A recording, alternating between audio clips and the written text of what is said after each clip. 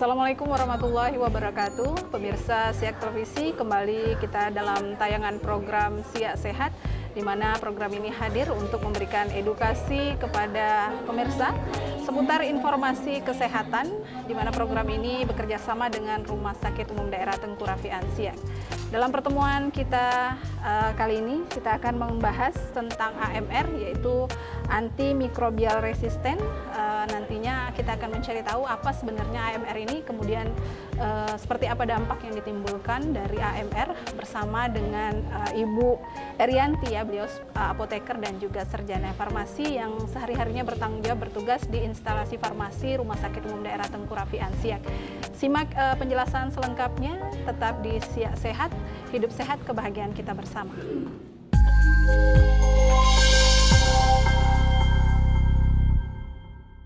Baik, terima kasih pemirsa Siak Sehat.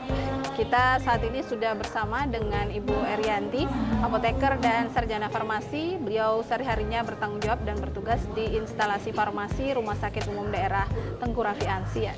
Halo, Assalamualaikum Ibu. Waalaikumsalam warahmatullahi wabarakatuh. Alhamdulillah, sehat ya Bu ya? Sehat, alhamdulillah. Oke Bu, kita akan menginformasikan nih kepada masyarakat kita mengenai AMR ini ya Bu ya, antimikrobial resisten, di mana tentunya masyarakat kita juga belum terlalu mengenal nih apa itu AMR dan apa sebenarnya dampak yang ditimbulkan dari AMR ini. Pertama-tama kita mungkin ingin menginformasikan tentang definisi AMR ini sendiri apa nih Dok? Ya, definisi AMR itu adalah ketika antibiotik itu tidak efektif lagi digunakan untuk mengobati infeksi, sehingga harus menggunakan mungkin dosis yang lebih tinggi atau antibiotik lain yang lebih tinggi. Iya, berarti ini tentunya sangat berhubungan erat sekali dengan obat-obatan yang digunakan oleh pasien begitu ya Dok? Iya. Ya, mungkin bisa diceritakan nih Dok, bagaimana mekanisme terjadinya proses resistensi terhadap pasien atau seseorang ini? Resistensi itu terjadi ketika antibiotik yang digunakan untuk membunuh bakteri itu tidak responsif lagi. Jadi sakitnya tidak sembuh, memang tidak berefek bagi sakit pasiennya, tidak ada penyembuhan. Jadi, mungkin itu sudah diketahui sejak awal atau bagaimana? Kalau dari sejak awal, biasanya dokter menggunakan terapi empiris dulu, tapi ada rumah sakit yang punya fasilitas yang lebih lengkap, dia akan ada lakukan uji sensitivitas antibiotik mana yang pas untuk kondisi pasien tersebut, gitu kan. Tapi karena di sini kita belum ada fasilitas tersebut, jadi kita menggunakan terapi empiris. Nanti kita mengecek setelah 3 hari apakah obat antibiotik tersebut berefek signifikan terhadap pasien. Ya, jadi biasanya sebelum memberikan obat ditanyakan dulu ya terhadap pasien ya Dok, apa ada alergi? Bukan, kondisi alergi tetap ditanyakan, terus dicocokkan dengan kondisi pasien, apa infeksi yang penyebab sakit pasien. Kemudian apa nih yang menjadi faktor dari penyebab seseorang mengalami resisten antibiotik nih Dok? Resisten antibiotik ini disebabkan oleh beberapa faktor. Yang pertama mungkin penggunaan antibiotik yang overuse atau misuse, antibiotik yang berlebihan atau antibiotik yang kurang. Misalnya kalau yang berlebihan, ketika kita dapat resep antibiotik dari dokter mungkin untuk 5 hari, kemudian karena kita merasa sembuh nih, kemudian datang lagi ke tempat, misalnya ke apotek atau apa, minta tambah antibiotiknya lagi, atau misalnya dianjurkan dokter minum 1 tablet, ternyata kita minumnya 2 tablet, jadi overuse. Kalau misuse misalnya, kita kadang kan cenderung pasien kita dikasih obat ketika sudah merasa enakan dan nggak minum obat lagi, ternyata padahal antibiotiknya ini belum habis, belum selesai, baru 2 hari gitu. Jadi kalau misuse, kalau kekurangan itu bakterinya itu nggak sampai mati, mungkin baru pingsan aja, tapi udah dihentikan obatnya. Jadi untuk kedepannya akan menggunakan dosis yang lebih besar lagi gitu. Ya, jadi itulah tadi pentingnya kenapa harus sesuai dengan anjuran dokter dan sesuai dengan dosis ya. Mungkin juga bisa disebabkan oleh kebersihan yang kurang, perlunya kebersihan tangan. Makanya di rumah sakit digalakkan hand hygiene itu juga penting untuk resistensi antimikroba. Mungkin juga ada kebiasaan di masyarakat, misalnya ada tetangga, kita udah berobat nih, kemudian ada tetangga yang sakit, oh kamu sama nih sakitnya dengan aku, kasih. Jadi kita nggak boleh menggunakan obat, memberikan obat ke orang lain atau meminta obat orang lain karena belum tentu cocok dengan kita gitu. Belum sesuai diagnosa gitu. Jadi kebiasaan itu yang sebenarnya harus diedukasi ke masyarakat kita ya. Iya, baik. Kemudian bagaimana dengan kondisi tertentu orang-orang yang dengan alergi obat? Kemudian apakah ini untuk komorbid bagaimana, Dok? Kalau misalnya untuk komorbid, misalnya ada pasien-pasien tertentu, misalnya ada pasien TB. Kalau di kondisi kita sekarang ada pasien TB yang sensitif obat, ketika dia tidak patuh dalam minum obatnya karena mungkin ada efek sampingnya atau apa yang dia merasa tidak nyaman, tapi dia tidak sampaikan kepada petugas kesehatan untuk mengatasi efek sampingnya, dia menghentikan secara menghentikan secara sepihak berobatnya gitu.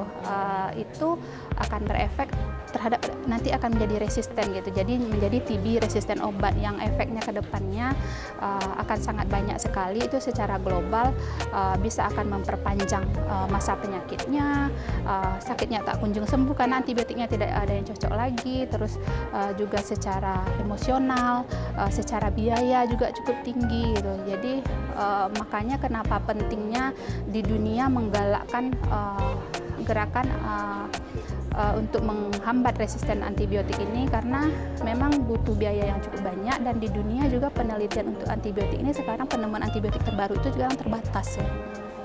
Ya. Dan kemudian kita tahu, Dok, tadi dokter sudah mengatakan bahwa ada pemeriksaan untuk resisten obat ini, kemudian mendeteksi antibiotik resisten ini kalau di Rumah Sakit Umum Daerah Tengku Rapian Siak ini bagaimana alur atau prosedurnya?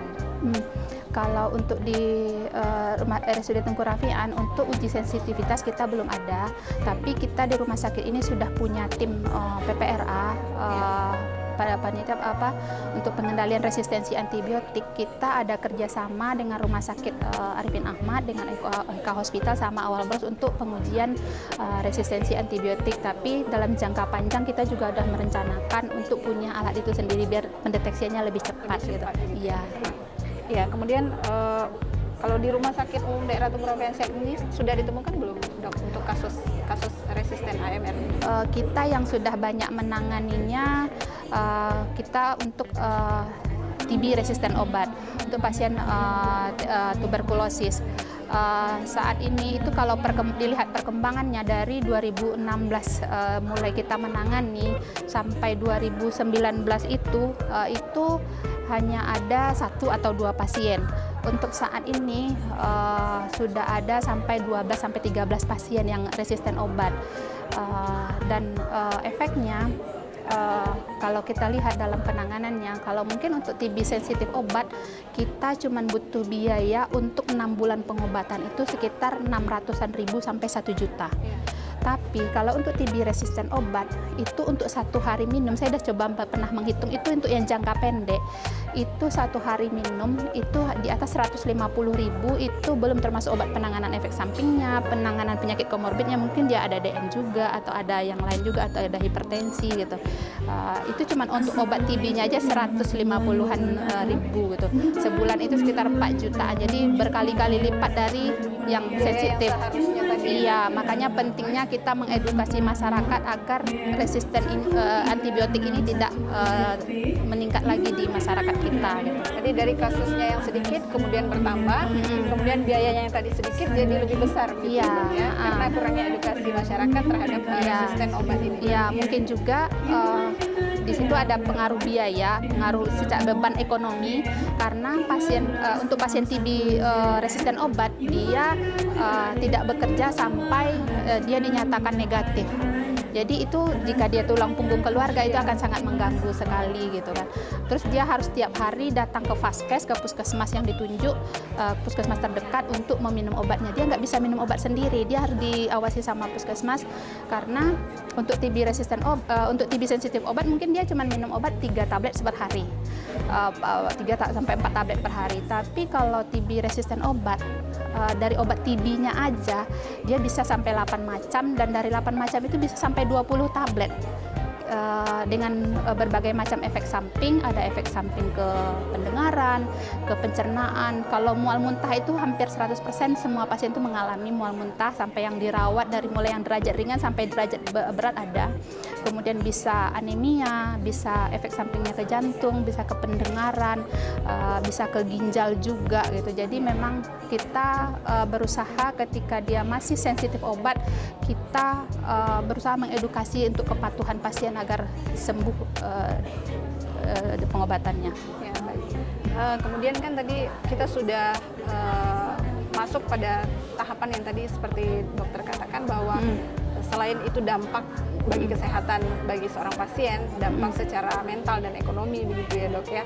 Nah, tentunya juga kita berharap masyarakat ini tadi seperti yang dikatakan oleh dokter Erianti ini patuh terhadap pemeriksaan khususnya untuk TB resisten tadi ya dok ya. Ya jadi kemudian kami juga ingin menyampaikan selain dampak kesehatan dan ekonomi tadi ini resisten antibiotik ini disebut sebagai silent pandemi. Iya. Nah, ini adalah dampak yang paling besar sekali. Iya, karena bisa dijelaskan. Karena di tahun 2021 itu ada data, ada pasien meninggal sebanyak 700.000 pasien meninggal per tahunnya karena akibat resistensi antibiotik. Diperkirakan di tahun 2050 itu akan mencapai 10 juta pasien yang akan meninggal secara antibiotik. Jadi kalau kita baca beberapa jurnal dan ini sebenarnya resisten obat ini lebih mengerikan daripada COVID yang kemarin. Iya. Gitu. Ya, karena memang kita ketahui bahwa penggunaan antibiotik ini kan juga diperlukan sebenarnya untuk pengobatan sendiri, tapi memang harus digunakan secara tepat gitu. Secara bijak. Iya, makanya Kemenkes itu ada mempromosikan gunakan antibiotik secara bijak. Mungkin dari programnya apoteker ada dagu sibu, bagaimana mendapatkan, menggunakan, menyimpan dan membuang obat dengan benar. Jadi ketika menggunakannya itu, ketika kemarin kami juga ada program dari apoteker itu Aksmi Dagu Sibu ke kampung-kampung, tapi kami baru menjalankan di 2 kampung, di Kampung Benayah sama Kampung Rantau Bertua. Itu memang ketika kita survei ke masyarakat, pemahaman masyarakat memang masih sangat rendah. Iya, mungkin itu yang perlu dikembangkan gitu. Ya, baik. Nanti kita akan bahas kembali nih Bu mengenai AMR ya. Setelah kita break sesaat dulu, dan untuk pemirsa tetap setia bergabung bersama kami dalam Siak Sehat. Sesaat lagi kami akan kembali.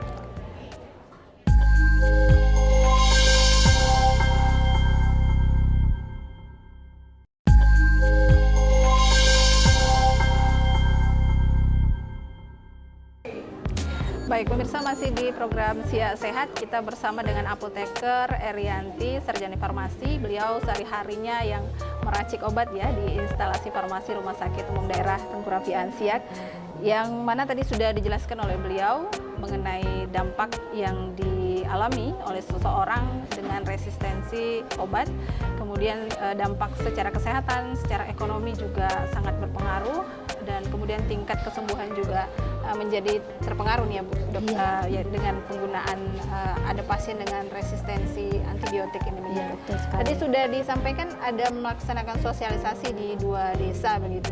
Nah, kalau untuk di rumah sakit sendiri seperti apa nih sosialisasi yang dilakukan? Kalau di rumah sakit kita ada namanya konseling. Konseling itu bisa kita lakukan di pasien rawat jalan dan di pasien rawat inap. Kalau di rawat inap biasanya kita juga melakukan visite ke pasien dan melakukan konseling tentang penggunaan obat oleh pasien. Mungkin obat yang sebelum digunakan sebelum masuk rumah sakit, bagaimana dia riwayat kepatuhan penggunaan obatnya. Terus mungkin juga kadang kita juga sampaikan ketika ada obatnya ada efek samping, bagaimana dia menghadapi efek sampingnya itu. Jadi kita edukasinya di semua di rawat jalan maupun di rawat inap. Kita juga sudah mengetahui bahwa di kemasan obat juga sudah diberikan informasi begitu ya. Iya, di etiket obat kita juga menuliskan lengkap gitu. Iya, ada mungkin dituliskan di sana obat yang harus dihabiskan. Iya, betul. Ya, baik. Kemudian seperti apa nih rencana atau aksi untuk memunculkan kesadaran masyarakat nih terhadap AMR ini sendiri? Mungkin kita perlu ada kayak penyuluhan langsung ke masyarakat, karena kalau mungkin melalui media aja tidak tersampaikan gitu kan, kita juga mungkin butuh langsung ke masyarakat, terjun ke masyarakat seperti yang tadi saya sampaikan programnya Aksmida Gusibu itu. Mungkin juga kemarin itu kita kayak membentuk kader di sana bagaimana penggunaan obat sesuai dengan anjurannya gitu. Bagaimana dengan kaidah-kaidah Gusibu itu pasien memang menggunakan obat, bagaimana cara mendapatkannya, menggunakannya, menyimpan dan membuang obat dengan benar gitu. Karena kalau misalnya kayak membuang juga nggak benar, itu juga berpengaruh terhadap lingkungan gitu. Mungkin juga untuk penggunaan obat yang aman kepada pasien, saya juga pernah membuat untuk TB, saya pernah melakukan bagaimana peran apoteker dalam penggunaan obat yang aman pada pasien TB. Mengingat tadi obat begitu banyaknya obat yang digunakan dengan efek samping yang tinggi, karena dari hasil penelitian 26% pasien TB itu putus obat karena efek samping.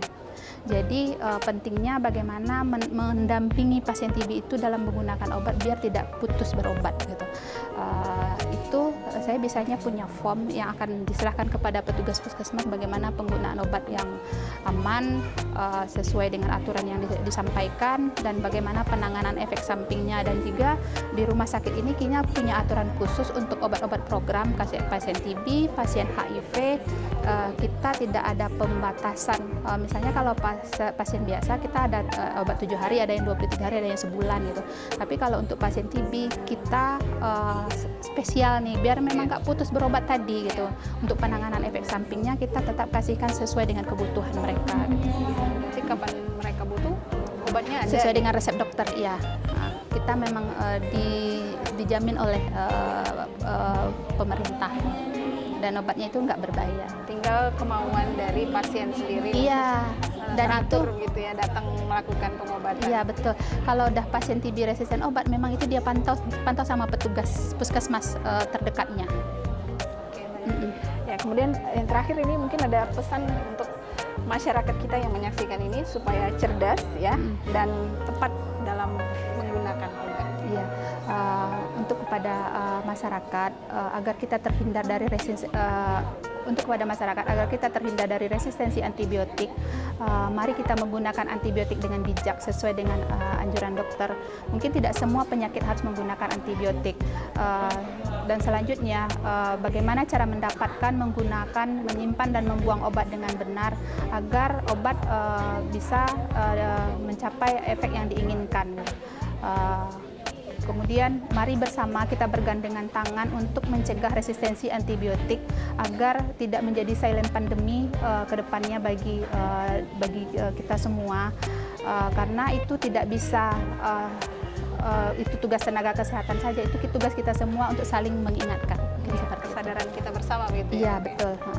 Baik, demikian pemirsa Siak Televisi, program Siak Sehat di pembahasan kita kali ini mengenai AMR ya, antimikrobial resisten, yang sudah disampaikan oleh apoteker Ibu Erianti.